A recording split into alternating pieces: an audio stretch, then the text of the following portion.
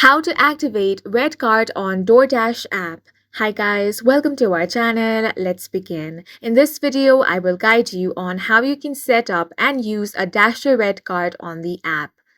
Now, the Doordash red card is a prepaid card that Dashers use to pay for items on shop and deliver orders. When a Dasher checks out for a shopping offer, the card is automatically funded. The red card can help Dashers make deliveries more effective and earn more. It can also help Dashers receive a wider range of orders. Now, in order to activate the red card, you want to launch open the Doordash app on your device. If you don't have this application, head over to Play Store or App Store to download and install this. Now, you want to tap on the profile icon at the top right corner of your screen. Then from here, tap on the account option.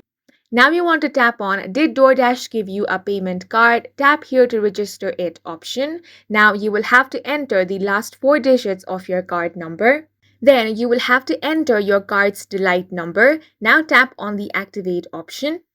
And with this, your red card on the Doordash app will be successfully activated, and that's it for this video. If you found it helpful, please make sure to hit the like button and subscribe for more videos like this.